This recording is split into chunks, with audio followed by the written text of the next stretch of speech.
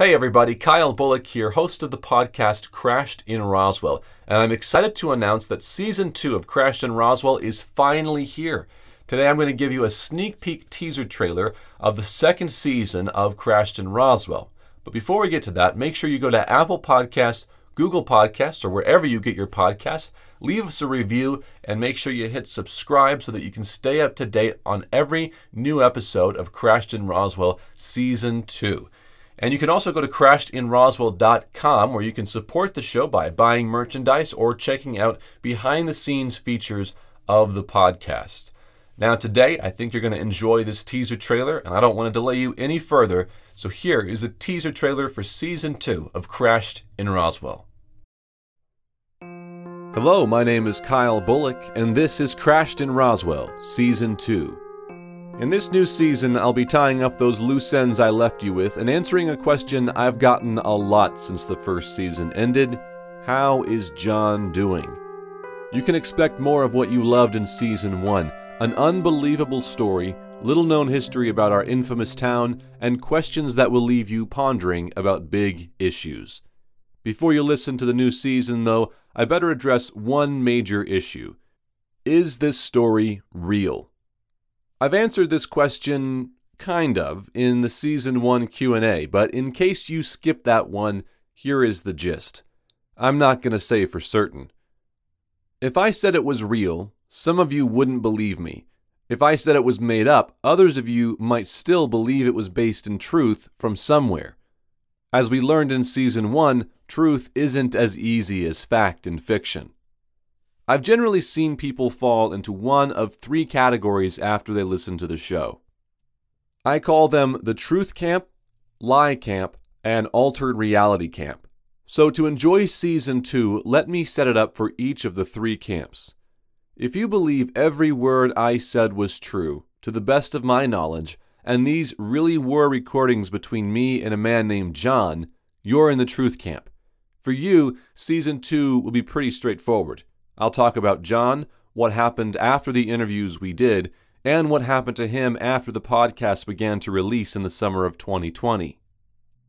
Perhaps Season 2 will have you question some elements of the story.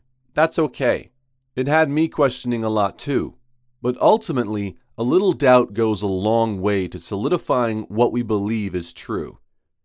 If you think I'm a liar, that the entire podcast was staged, and that John is a figment of my imagination come to life, then Season 2 will continue the story right where you left off. You'll consider this a piece of reader's theater, and I've been pulling a great big hoax this whole time, leading people to believe something that isn't real. Sound like any conspiracies you know? If you found the first season fascinating in that regard, you'll definitely be drawn into Season 2.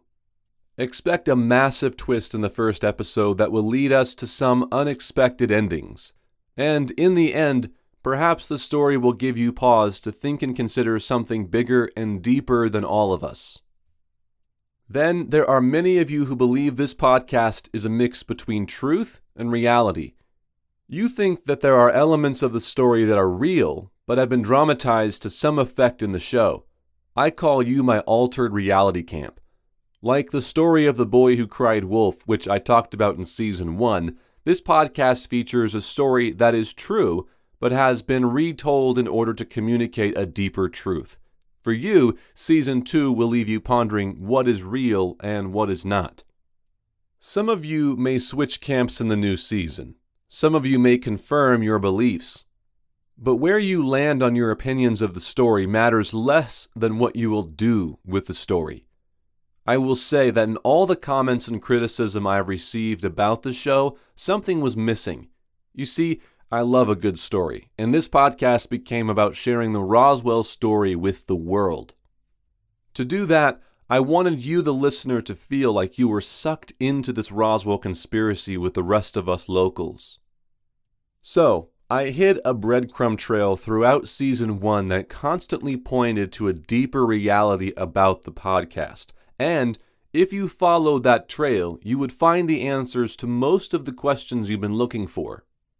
It's been under your noses this whole time, but I have yet to have someone point it out.